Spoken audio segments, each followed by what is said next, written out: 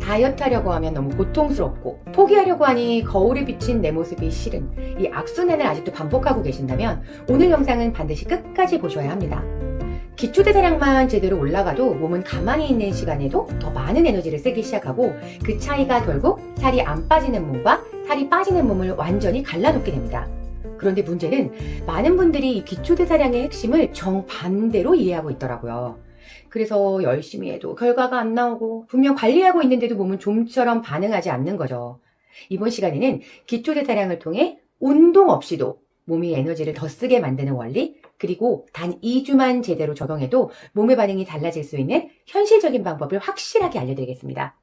이번 영상 끝까지 보시면 왜 지금까지 살이 안 빠졌는지, 그리고 이제부터는 무엇을 바꿔야 몸이 진짜 반응하기 시작하는지 분명히 아시게 될 거예요. 그럼 지금 바로 운동 없이 기초대사량 올리는 방법 시작하겠습니다. 다이어트에서 제일 힘든 게 뭘까요? 결국 배고픔입니다. 다이어트는 배고픔과 싸움이에요, 결국. 그런데 이 싸움 솔직히 이기기 쉽지 않습니다. 100번 싸우면 99번은 진다고 봐도 되죠. 중요한 건 의지로 버티는 게 아니라 애초에 배고픔에 덜 끌려가는 몸으로 바꾸는 겁니다. 다이어트 하시려고 굶고 뛰시죠? 그거 오히려 살이 더 찌는 행동일 수 있어요. 굶으면서 유산소 하는 순간 몸은 살 빼는 모드가 아니라 살 저장 모드로 바뀝니다. 우리 몸은요, 가만히 누워만 있어도 에너지를 씁니다. 이걸 기초대사량이라고 하죠. 그런데 살 빼겠다고 부작정 굶고 뛰시잖아요? 우리 몸은 이걸 비상사태로 인식하는 거예요. 살아남기 위해서 기초대사량을 바닥까지 떨어뜨리고 지방을 꽉 잡아두는 생존 모드로 바뀌어버리는 거죠. 기초대사량 올리는 법 복잡하지 않습니다. 앞으로 제가 기초대사량을 높이는 방법 2가지를 말씀드릴 건데요. 빠르게 답부터 드리겠습니다. 첫째, 굶지 마세요. 둘째, 헬스장부터 가지 마세요. 이거 모르고 계속 굶으시면 살이 안 빠지는 수준을 넘어서 점점 더 살이 안 빠지는 몸으로 굳어버리세요. 그럼 기초대사량을 어떻게 올릴까요? 정답은 간단합니다. 간을 일하게 만드는 겁니다. 첫째, 굶으면 망가집니다. 아침 공복에 오히려 착한 지방을 일부러 넣어주세요. 기초대사량의 약 27%는 간에서 소모가 됩니다. 전 세계 의대생들이 배우는 생리학 교과서의 표준, 가이튼 생리학에 따르면 우리 몸에서 기초대사량이 가장 높은 곳은 근육이 아니라 바로 간이라고 합니다. 간은 인체의 거대한 화학공장이라고 생각하시면 돼요. 쉴 새 없이 공장을 돌리면서 칼로리를 불태우는 거죠. 간은 단위 무게당 에너지 소모량이 높은데요. 근육보다 무려 15배라고 해요. 즉, 가만히 있어도 에너지를 가장 많이 태우는 우리 몸의 진짜 핵심 기관은 바로 여러분의 간입니다. 여기서 아침 공복에 올리브 오일이나 천연버터를 넣어주면 신기한 일이 벌어져요. 혈당은 거의 건드리지 않으면서 간이 이 지방을 처리하기 위해 대사활동을 강하게 끌어올리게 되죠. 이 과정에서 몸은 포도당이 아니라 지방을 연료로 쓰는 상태로 바뀌게 됩니다. 결과적으로 살이 빠질 수밖에 없는 환경이 만들어지는 거죠. 즉, 내가 뛰지 않아도 간이 알아서 기초대사량을 끌어올려주는 겁니다. 반대로 아무것도 안 먹고 버티시잖아요?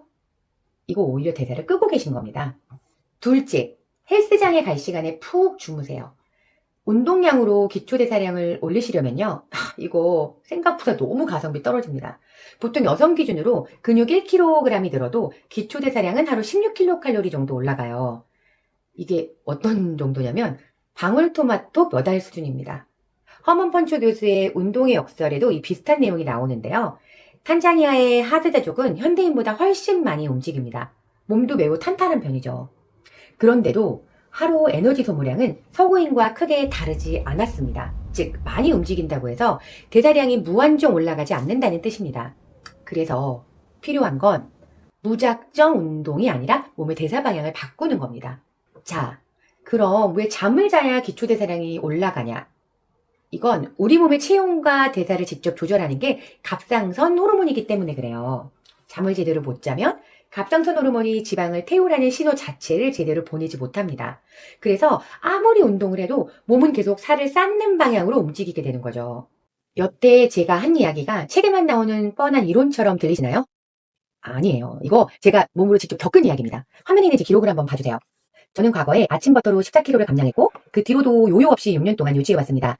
그런데 최근 암 투병을 하게 되면서 재작년에 항암 치료를 끝내고 2025년 3월부터는 작년 3월이죠. 치료 목적으로 에스트로겐을 완전히 차단하는 루프린 주사를 주기적으로 맞고 있어요. 약도 함께 복용하고 있고요. 그런데 이 루프린이란 약이 정말 몸에 큰 변화를 만들더라고요. 단 몇 주 만에 신체를 강제적인 폐경 상태로 밀어넣습니다. 그러면 몸은 무리가 갈 수밖에 없겠죠.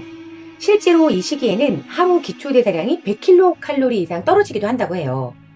원래는 그냥 숨만 쉬어도 자동으로 소모되던 에너지가 호르몬 하나가 급격히 줄었다는 이유만으로 확 꺼져버리는 거죠. 저도 똑같이 겪었습니다. 루프린을 맞고 난 뒤 인바디 수치가 정말 엉망이 됐는데요. 특히 기초대사량이 100kcal나 떨어졌습니다. 체중은 65kg까지 올라갔고요. 그때 정말 처음 느꼈어요. 내가 이렇게까지 참고 버티면서 그 싫어하는 운동까지 했는데도 왜 안 됐지? 그제야 보이는 겁니다. 보통 우리는 살이 찌면 자동으로 이렇게 생각하죠. 내가 게을렀어. 내가 덜 움직였어. 내가 더 먹었어. 저도 처음엔 그렇게 생각했죠. 그런데 어느 순간 이상하다는 걸 느꼈습니다. 근육이 하루아침에 막 몇 킬로씩 사라진 것도 아닌데 내 몸이 왜 이렇게까지 달라지지? 그걸 저는 실제로 제 몸에서 겪은 거예요. 에스트로겐은 단순히 임신이나 생리와 관련된 생식 호르몬이 아니었습니다. 이 호르몬은 몸매의 문제가 아니라 대사의 문제와 훨씬 깊이 연결돼 있어요. 지방이 어디에 쌓일지, 당을 어떻게 처리할지, 붓기가 왜 심해지는지, 간이 에너지를 얼마나 잘 태우게 할지, 그리고 몸이 기본적으로 얼마나 활발하게 돌아가는지까지 몸의 전체적인 흐름에 다 관여하고 있는 거죠. 그러니까 에스트로겐이 급격히 줄어들면 사람이 나태해져서 살이 찌는 게 아니고요. 몸이 정말로 살이 찌기 쉬운 조건으로 바뀌어버릴 수 있는 거예요. 이 사실을 알고부터 저는 무리하게 굶거나 더 독하게 운동하지 않았습니다. 오히려 더 반대로 갔어요. 망가진 몸을 더 몰아붙이는 대신 무너진 대사를 다시 살리는 데 집중하자 했죠. 어떻게 했냐면 아침 공복에 좋은 지방을 넣어서 간의 대사를 살리고 호르몬 회복이 기본이 되는 수면에 더 집중했습니다. 왜냐하면 이 두 가지가 떨어진 몸의 대사를 다시 올리고 기초 대사량을 회복시키는 데 정말 중요하다는 걸 알았거든요. 결과는 억지로 더 뛰거나 무리하게 굶지 않았는데도 루프린 이후 65kg까지 올라갔던 체중이 지금은 54kg대로 건강하게 돌아왔습니다. 저는 이 경험을 통해서 이미 알고 있었지만 더 확실히 알게 됐어요. 40대 이후, 특히 갱년기 전후의 다이어트는 예전 방식으로 하면 안 된다는 거예요. 2030 때처럼 덜 먹고 더 움직이면 되겠지. 이 공식만 붙잡고 있으면 오히려 몸은 더 망가질 수 있어요. 이 시기의 몸은 의지로 밀어붙인다고 해결되지 않습니다. 오히려 호르몬과 대사를 이해하고 몸이 다시 돌아갈 수 있는 환경을 만들어주는 게 먼저예요. 저는 그 사실을 루프린을 통해서 아주 드라마틱하게 배운 거죠.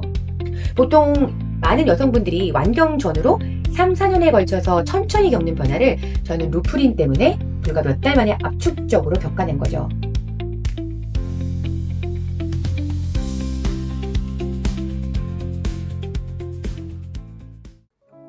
자, 핵심은 단순합니다. 무엇을 먹느냐보다 내 몸이 그걸 에너지원으로 쓸 수 있느냐가 더 중요합니다. 요즘 유행하는 다이어트라고 해서 아침 공복에 올리브 오일이나 버터 드시는 분들 많죠. 효과 보시는 분들도 있지만 살쪘어요, 고지혈 수치 올라가요, 속이 더 불편해졌다 이러면서 걱정하시는 분들도 많습니다. 이유는 하나예요. 제대로 알고 하지 않으셔서 그래요. 제가 그랬거든요. 2018년에 영감만 믿고 항암 이후 찐살을 빼보려고 다시 버터 다이어트를 시작했다가 그만 물설사의 늪에 빠지고 말았습니다. 제 처참했던 참빼기로 이전 영상에서 꼭 확인해보세요. 버터나 올리브유로 속이 어려우신 분들은 지금 몸이 지방을 태울 준비가 안 되어 있는 거예요. 살이 빠지는 몸으로 되려면 포도당이 아니라 지방으로 에너지원이 바뀌어야 되거든요. 그래야 인슐린이 안정되고 식욕이 줄고 가만히 있어도 누워만 있어도 살이 빠지는 몸으로 바뀌게 되거든요. 이걸 모르고 시작하면 살은 안 빠지고 더 예민해지고 더 피곤해지고 결국 다이어트 포기하고 건강도 나빠지고 요요까지 오게 되는 거죠. 특히 장이 약하신 분들, 식도염, 위염, 후두염 있으신 분들 지금부터 제가 드리는 이야기 꼭 들으셔야 합니다. 앞으로 1분 안에 끝날 건데요. 정말 중요합니다. 40대 이후 에스트로겐이 감소하면 담즙 분비도 함께 떨어지거든요. 담즙은 지방을 잘게 쪼개서 몸이 흡수할 수 있게 도와주는 소화액이에요. 그래서 이 시기에는 좋은 지방을 먹더라도 예전처럼 편하게 소화되지 않고 제대로 흡수되지 않은 채 속만 더 불편해질 수 있습니다. 게다가 담즙이 부족한 상황에서 점막까지 예민해져 있다면 거기다 생기름을 들이부으면 어떻게 될까요? 몸 고치려다 위장부터 그냥 아작이 나는 거예요. 그러면 위장 예민한 사람들은, 점막 예민한 사람들은 오일 다이어트 혜택을 아예 못 보는 건가요? 그건 아닙니다. 그래서 제가 속쓰림 없이 지방 흡수를 높이는 식전 유화 전략, 또 질리지 않게 맛있게 아침 공복버터 섭취하는 4가지 방법을 실제 적용 가능한 방식으로 이렇게 정리해놨어요. 버터나 올리브유 드시고 불편하셨던 분들은 설명란 링크 꼭 확인하세요. 자, 이제 수면으로 넘어가 볼게요. 많은 분들이 또 이렇게 말씀하십니다.